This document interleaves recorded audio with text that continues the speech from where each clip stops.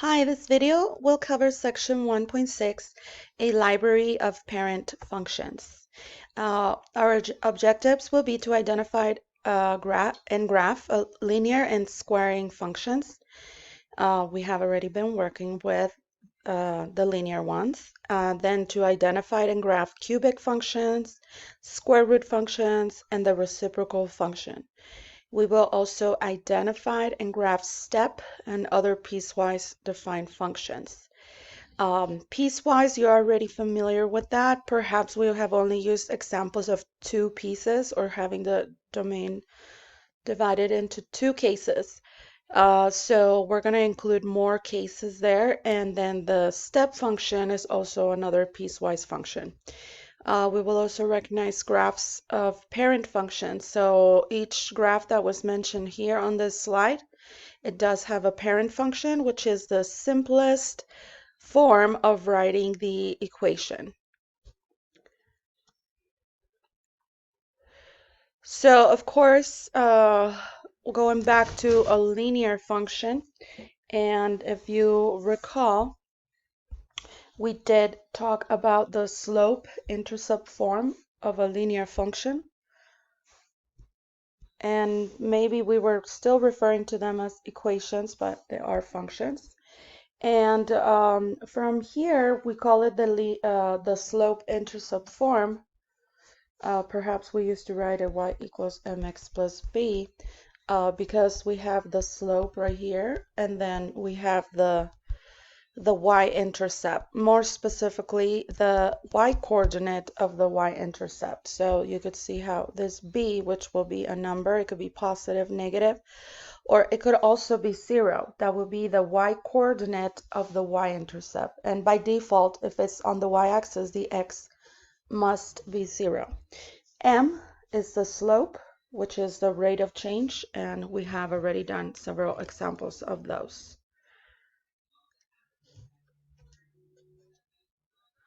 So the graph of any linear function, it has the following characteristics.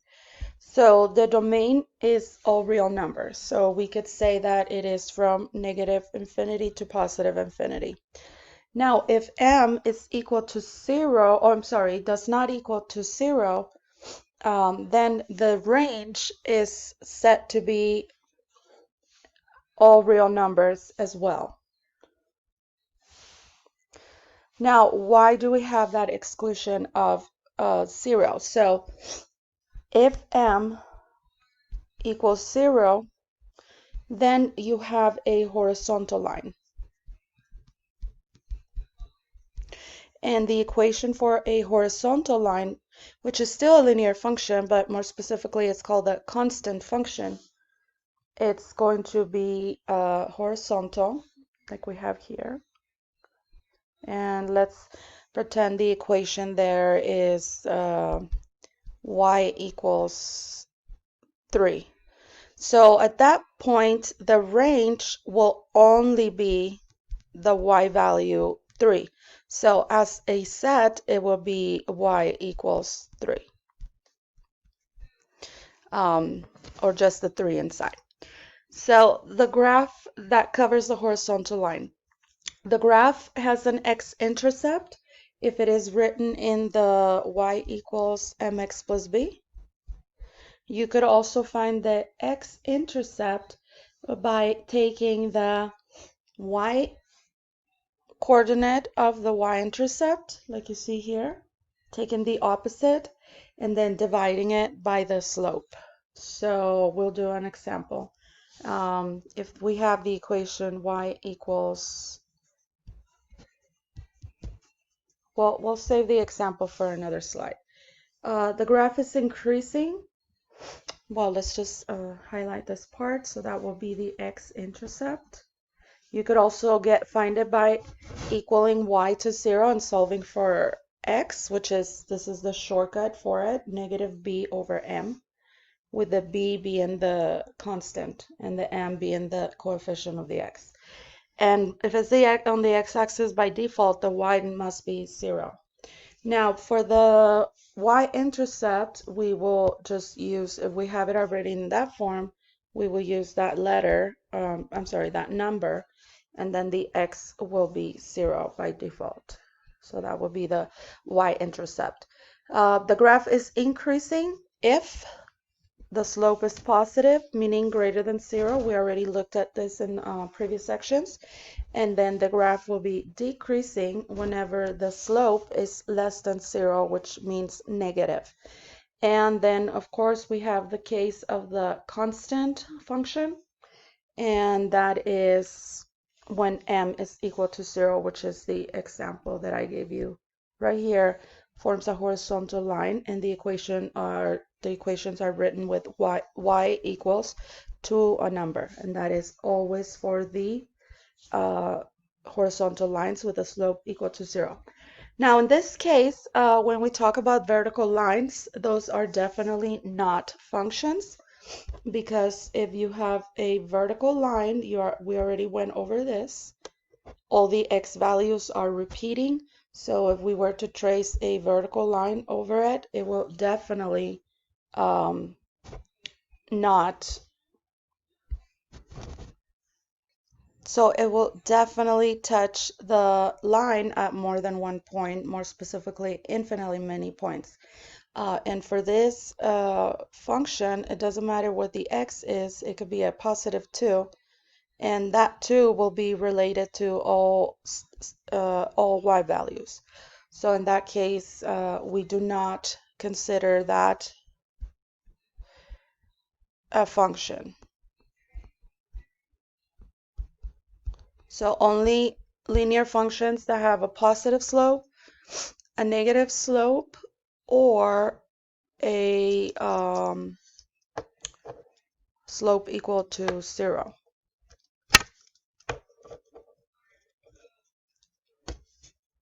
So for example 1, we're going to find the linear function.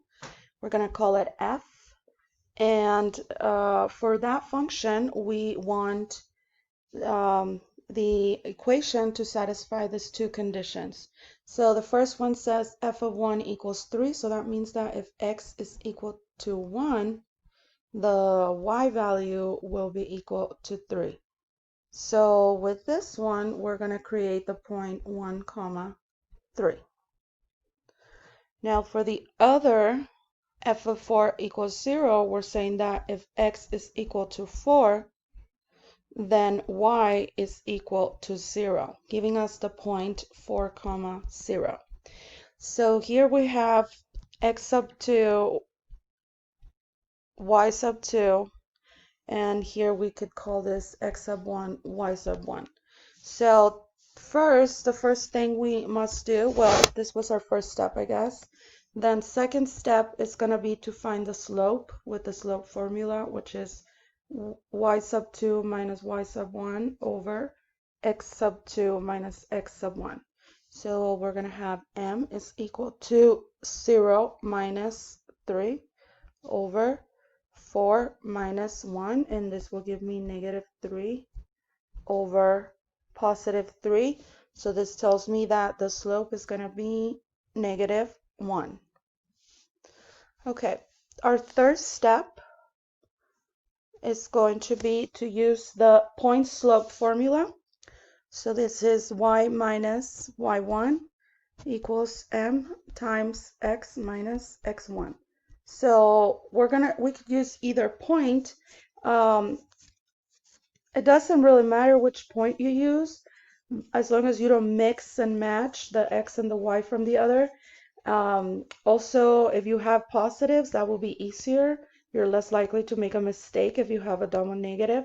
But even easier will be to choose the point with the 4, 0, because that way we're not going to struggle when we substitute that y sub 1. And here, don't worry if it says y sub 1, we could just change this and call that x sub 1 and y sub 1. It doesn't really matter. So I'm going to substitute those numbers from the point. There will be my x sub 1 and y sub 1. And then I'm going to take the slope from here. So I'm going to substitute that there. And then remember that for functions, you have to have two variables like that, two letters. So don't start substituting everything. So from here, we're going to have y minus y sub 1, which is 0, equals m, which is negative 1, parentheses, then x, and then minus x sub 1, which is 4.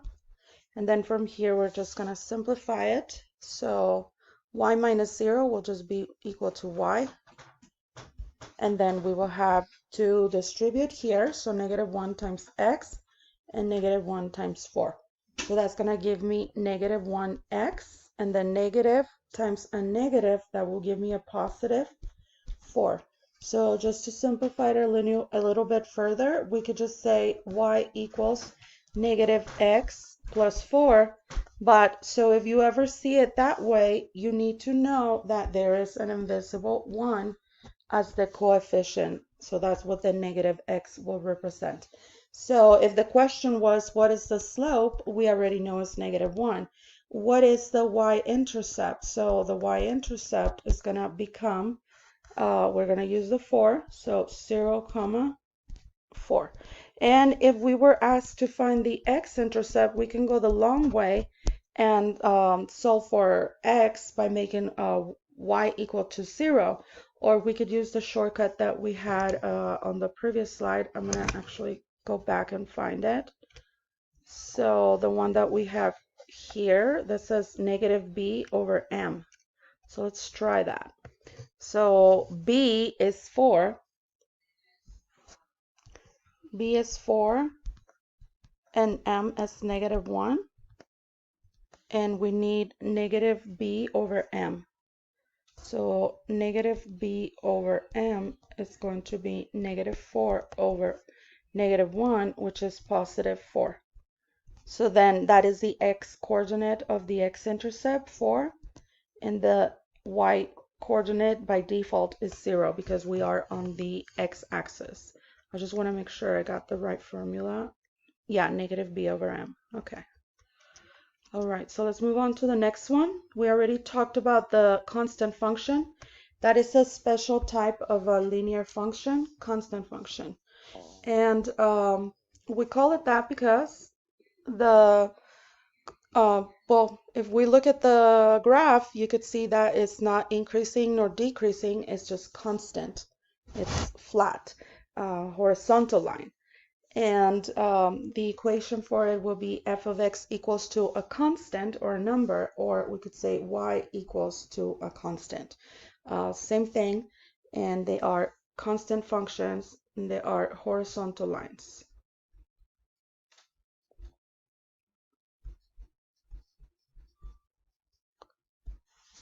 So that's what it is. And then we have another special one, which is called the identity function. And that is the equation f of x equals x, or we could say y equals x. And if I was to graph that one, we call it identity because whatever is the input, the x value, will be the same as the output. So it's like you're looking at yourself on the mirror and just looking at yourself. So identity function. So if I was to graph that one, I will have the points 0, 0, 1, 1, 2, 2, and the same for the negative value. So it will look like that. And that is the identity function. It's important to remember that. The slope is equal to 1. And since we don't have a constant term after the x, we say that the y-intercept is 0, 0, which is at the origin. So remember, points at the origin serve as both the x-intercept and the y-intercept.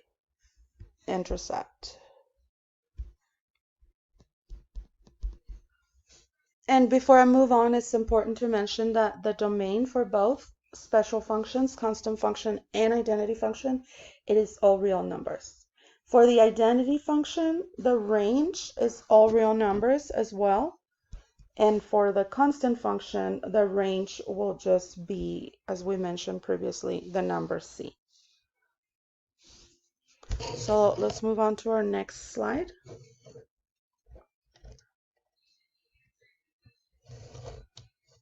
And the next slide is just showing the identity function that I graphed on the previous slide. So you could read that on your own. The slope, as you can see here, is 1, and the y-intercept is at 0, 0, which also is representing the x-intercept. And the graph is increasing. It's always important to notice. That's also because the slope is positive, or in other words, greater than 0. The next is the graph of the squaring function, and I don't really like to call it the squaring function. I like to call it the square function, but I mean, I could be wrong. So we could call it that, or we could also refer to it as a polynomial of degree 2. And we are going to be studying polynomials in chapter 2. And we actually start with the square function. So we call it that because the square, the x, is raised to the second power. So the graph of it is what you may know as a parabola, but the parabola is the shape of the graph, not the name of the function. And you see that it's a U-shaped curve. It could be either opening up or opening down. So we have for domain of that function, just like linear function, all real numbers. In fact, that is the domain for all polynomials, all real numbers. Remember, those are the x values. And for the y values, the range for this parent function is going to be all non-negative. So when we say non-negative, we include positive, but we also include 0. So it will be like all the y's that are greater than 0 plus y equals 0. The function is even for the parent function because if we were to substitute negative x where the x is, we will get negative x squared. And so if you square a negative, you will get the exact same equation as the original. F of negative x is x squared, which is identical to the original equation. So therefore, we say the function is even. And the graph has the x-intercept at 0, 0. So just a quick sketch of it will be the x and the y-intercept, and then the behavior is like that. It's a U-shaped parabola opening up. So we could also say that it decreases from here to here. So decreases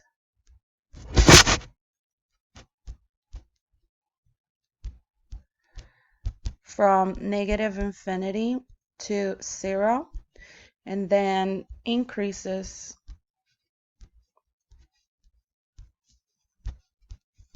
from 0 to positive infinity. Okay. Oh, and that was on the next slide. Oops. Okay. So again, decreasing from this interval. So this part is decreasing. And then at the origin, it turns around and it's going to be increasing from 0 to infinity. And remember, when we answer questions about increasing and decreasing, we only use regular parentheses because at 0, it's repeating in both. So it's not increasing nor decreasing. That's actually just the critical point where the graph is changing the behavior. So you will learn more of that when you take calculus. So next bullet says the graph is symmetric with respect to the y-axis. We already know that because it is an even function. And remember, when we substitute negative x into the equation, we get the exact same thing as the original equation. So it's even, therefore symmetric. All functions that are even are symmetric with the y-axis. So meaning that we could fold it along the y-axis and we will have the same thing on the left and right. Now we're gonna call this points the vertex is actually called the vertex, the point here. And when we deal with quadratic functions, which we're gonna learn more about in chapter 2, the vertex could be either the minimum or the maximum point, the highest point or the lowest point. And so as you can see here, this will be the lowest point. So in this case, it will be the minimum. But the minimum, and we call it relative minimum, the minimum is actually the y value, because that's the smallest y value or the smallest output that the graph can give us. So there you have the graph of the parent function. Okay, and here for the cubic function, that is also considered to be a polynomial, but in this case it will be of degree 3. Again, we will study this in chapter 2. And just like I said, for all polynomials, the domain is all real numbers. So we could enter any x value there, 0, greater than 0, less than 0. The range in this case is not only the positive numbers, it's going to be all real numbers as well. So remember, domain is the x values and the range is the y values. So all of them will be there. And the function is odd because if we try to replace x with negative x, we will get negative x to the third power, which is negative x times negative x times negative x, and that will give us a negative result, x to the power third. So if we compare that equation to this equation, they are not equal, but they are opposites of each other. As you can see, we say opposites because this one is positive and the other one is negative. So since we have this condition satisfied, f of negative x is equal to the opposite of f of x. So that negative sign that we found here, that's what is making it be odd. And again, the intercept is going to be at the origin, and that is going to be both the x and the y intercept, because it's at the origin, both coordinates are equal to 0. So let's look at the graph. And this graph, remember, this is the parent function of it. It is increasing the whole way.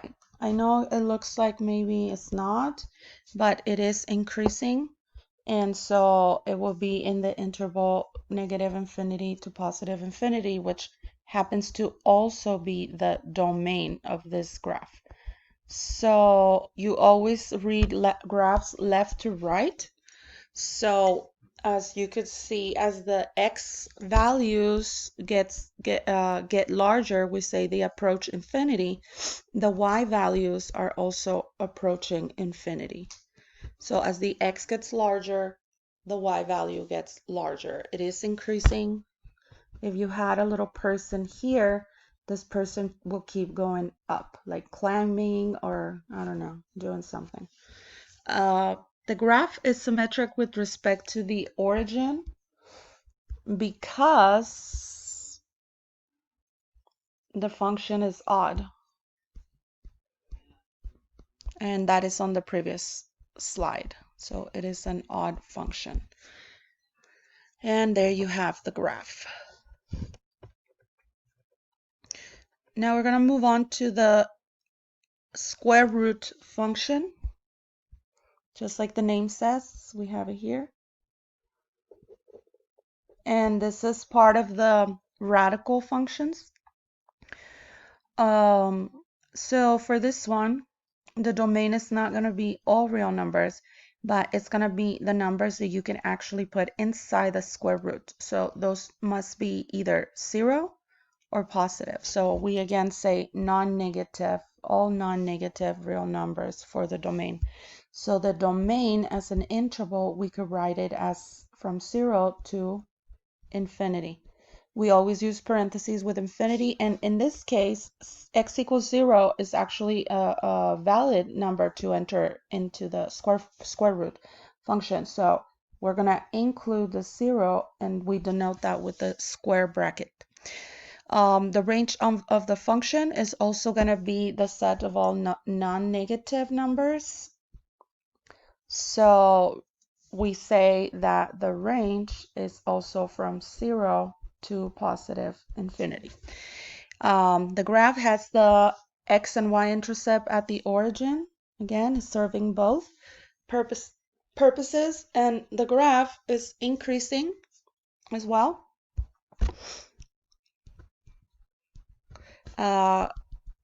It's increasing for the whole interval, the same as the domain. But for questions about increasing, because this book uses open intervals, then we always use parentheses, even if it starts increasing at 0. So just keep that in mind. For domain and range, we could use the bracket. For increasing and decreasing and constant, we always use parentheses. And that is because the book defines those intervals as open intervals. Okay, the next function we're going to mention will be the reciprocal function. And this is actually part of chapter 2, more specifically section 2.6. We're going to talk about those more in detail. This function here is the parent function for rational functions. And we call them rational because they are the ratio of two polynomials. Right now, we're just going to look at it as the reciprocal function.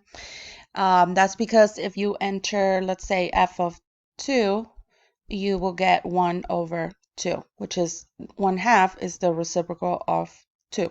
So if we calculate f of 10, we will get 1 over 10. If we calculate f of 100, we will get 1 over 100, and so on. So the input and the outputs are reciprocals of each other. We're going to look at the graph in a second. So what I want you to notice is that the domain and for the range as well, we are excluding 0. And if you see that we're using parentheses, that means that 0 is not included. So the reason for that is that if we were to try to find f of 0, it will be 1 divided by 0, and we know that that is undefined. I believe WebAssign uses DNE for does not exist, but make sure you read the way they want you to enter the answer. The function is odd, meaning that is symmetric with respect to the origin, and that is because f of negative x will be 1 over negative x, and so this negative here makes it be the opposite of the original function, so that's why we call them odd. The graph does not have any x-intercepts, and the graph is decreasing for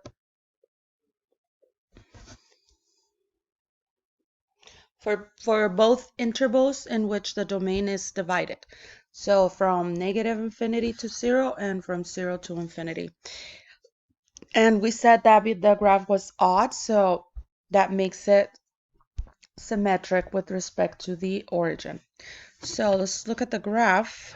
I believe it's here on the next slide. We have it here.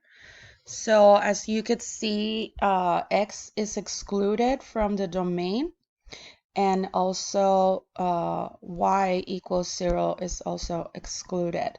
So domain, we take everything from negative infinity to 0, and then we use the union symbol to say that is connected to the other one from 0 to positive infinity. Those x values, for example, from here to here, are the ones that we could see here. And then for the other one, from 0 to infinity, are over here. So remember, those are the x values. That's how we determine the domain. And the range is going to be the same from negative infinity to 0, and from union from 0 to infinity. So the range will be the y values that the function is taking, and if, as you notice, is not going to be 0.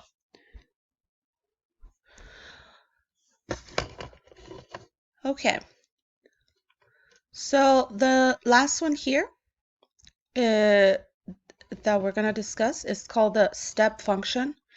And the step function is a piecewise defined function, and in fact it's defined in several different intervals. So the step function is also known as the greatest integer function, and the symbol is a little bit weird. It looks like kind of like a double square bracket on the left and on the right. So that is how we denote it, with that symbol, with like a double bracket. And the meaning of it is that the outputs, the input, okay, let's say this, the input, which is the domain, it could be all real numbers, but the output is only going to be integers. And that's actually why we call it the greatest integer. And this is the meaning: the greatest integer less than or equal to x. What does that mean? That if your x is an integer itself, whether it's positive, negative, or 0, like the case here, the output will be -1. So the same as the equal to the x. So here we have f of -1 will equal -1. But if the input is not an integer, so we have here -1/2, a fraction, or you could also have a decimal, 0.5, then for those you have to think of the greatest integer that was to the left.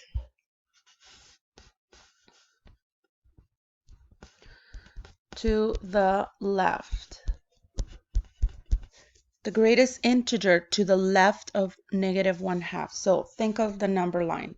If 0 is here and -1/2 is here, I'm sorry, -1 is there, so then -1/2 will be here.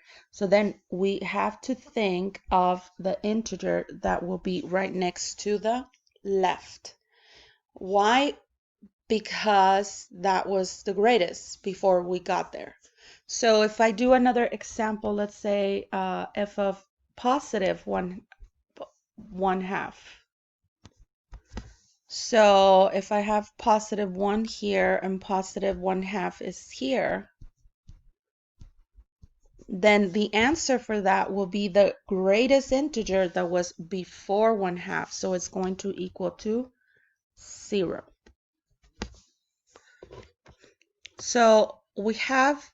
So remember, to the left. We have more examples here.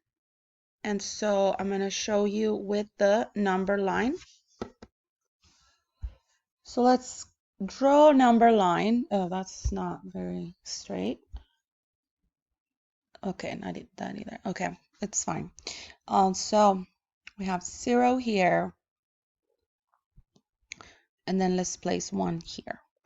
So if we have, well, actually, I'm going to need to have 2 as well. So let's place 0 here, 1, and 2. So let's see. 1/10 is going to be perhaps right here. So the nearest integer to the left is going to be 0. So that's why the output is 0. Now let's look at 1.5. So 1.5 is somewhere over here. So what is the integer to its left? The greatest before we got to 1.5, that was 1. So that's why the output is 1. Now 1.9 it's closer to 2, so, but we're not rounding. We're not rounding. We're using the greatest integer. So even though it's closer to 2, the greatest integer before we got to 1.9 is going to be also 1. And that is the result. So what that means is that we will have the points that you see right here.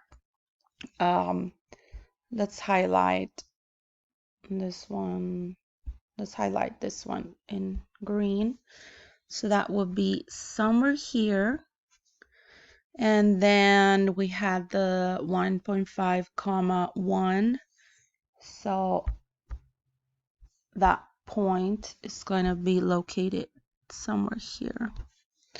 And then the 1.9 comma 1, 1.9 for x, 1 for the y, that will also be here.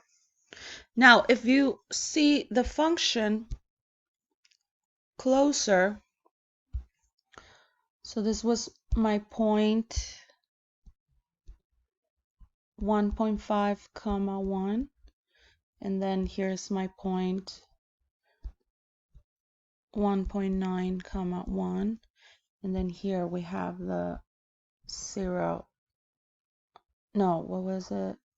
It was 1/10, so 0.1 comma 0. So there are my 3 points. Now, if you notice that if we were to ask what is f of 1, the answer is 1. So that point 1 comma 1 is the solid point that you see here. So if we ask what is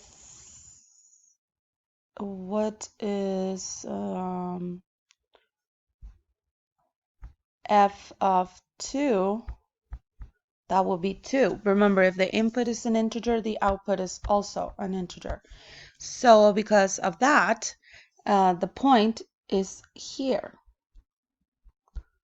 So for us to make sure that this is still a function, we have to make sure that it passes the vertical line test.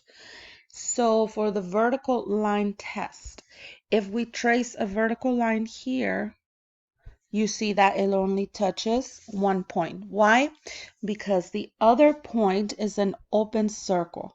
So even though they're located at the same x value, the function value for 2 is positive 2 and is not 1. So that's what the open circle means. And now if you look at the pattern, it does look like you're going up the stairs. They look like a little staircase. So here's the equation of the parent function for the greatest integer, or the step function. And let's point out that the domain of the function is also the set of real numbers. So as you could see, we could enter decimals, fractions, integers. So we do say that domain is all real numbers.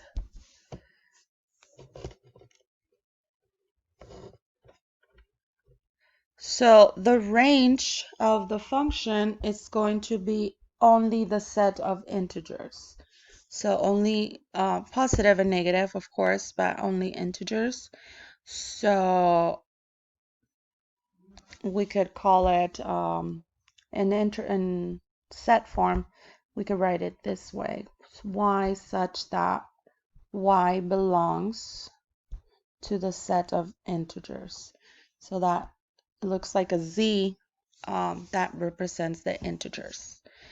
R, a capital R with a double line, it represents all real numbers. So the Z is reserved for integers.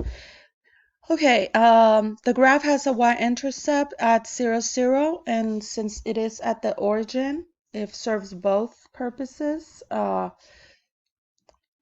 x-intercept and y-intercept.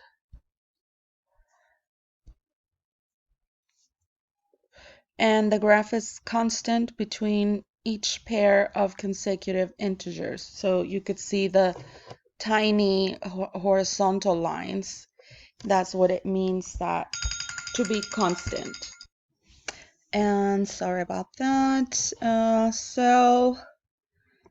Oh yeah, we were saying that the graph is constant between each pair of those horizontal lines, as you could see here. That's constant, constant.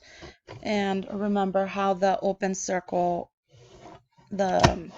having open circle and closed circle, that guarantees that we still have a function.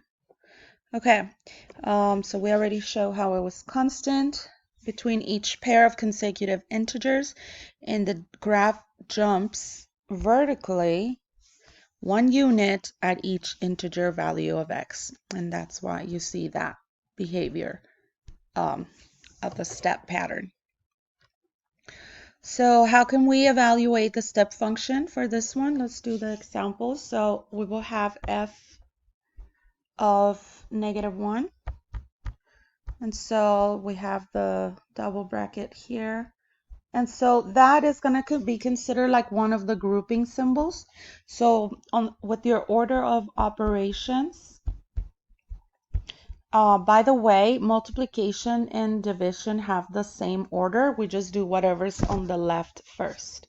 And the same thing applies to addition and subtraction. But here in the parentheses, we call those not only parentheses, but the grouping symbols. And those grouping symbols include absolute value, brackets, parentheses, or even a fraction bar. And so we have to take care of those first. So in this case, we also include the greatest integer. So since -1 is an integer itself, which is the output will be the same integer. So -1, and then we cannot forget about the +1 here, so that is equal to 0. Now let's work with 2. So f of 2 is going to be the greatest integer of 2, and then +1 because I'm following the equation here. So the output for this part is 2 plus 1, so the answer is 3. And then finally, we got 3/2. So f of 3/2 is going to be the greatest integer of 3/2 plus 1. So 3/2 is 1.5, right? So if we have 0 here, we have 1 here, we have 2 here, 1.5 will be here. So the greatest integer before 1.5, it is 1. So the output from here will be 1, and then we have a +1, so it is equal to 2.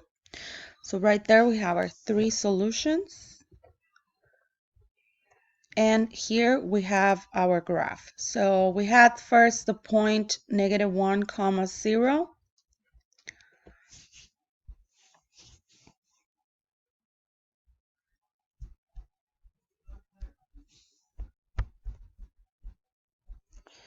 And then let's see what else we had. We had the point 2, 3, 2 for the x, 3 for the y.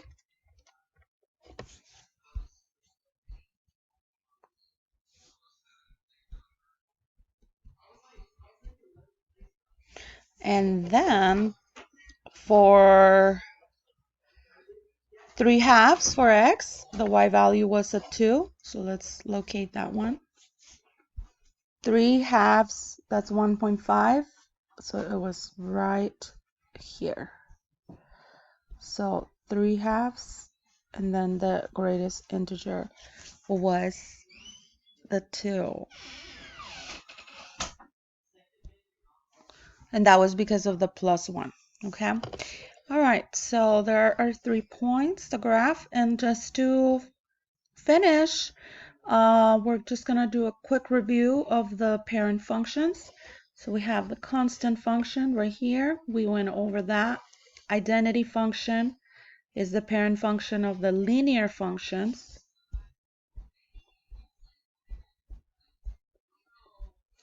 Remember, this is also linear, but it's constant, and this one is increasing. Okay, and we didn't really touch base on the absolute value, but the absolute value we will use it again.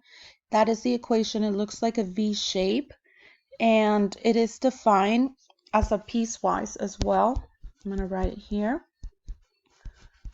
And what it means is that if the x is positive or equal to 0, the answer will just be x. So that covers this part of the function.